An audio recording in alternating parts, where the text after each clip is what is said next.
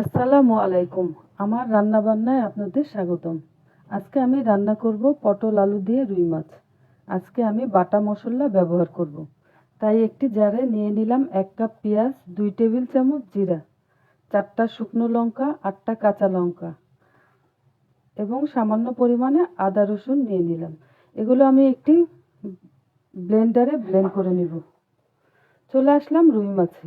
আগে আমি মাছটা ভেজে নিব। তাই মাছে দিয়ে দিলাম 1.5 চা চামচ লবণ, 1 চা চামচ হলুদ, 1 চা চামচ মরিচের গুঁড়ো দিয়ে ভালোভাবে মেখে এবার প্যানে তেল দিয়ে মাছগুলোকে হালকা ভেজে নিব। আমার মাছ ভাজা হয়ে গেছে, এবার তুলে নিব।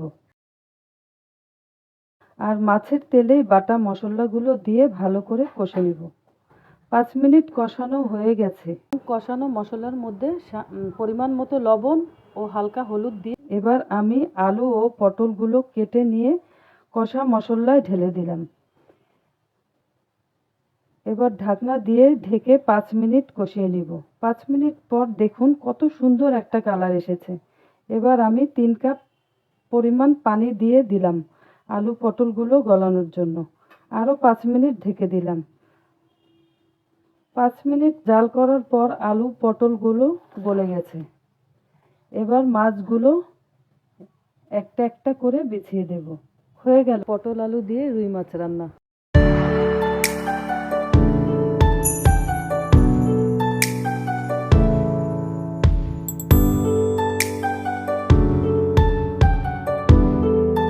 ভাবছেন রান্না শেষ হয়ে গেছে? না, হয়নি। রান্না করলাম আলু পটল। তো পটলের ছিলকাগুলো আমি ফেলে দেইনি, ছিলকাগুলো আমি ভর্তা বানাবো।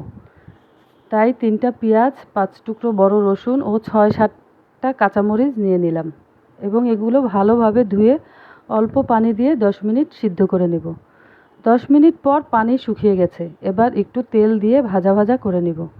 ভাজা হয়ে গেলে শিলপাটায় বেটে নেব। এবার দেখুন কি অসাধারণ একটা ভর্তা হয়েছে এবং ভর্তাটি খেতে খুবই মজা।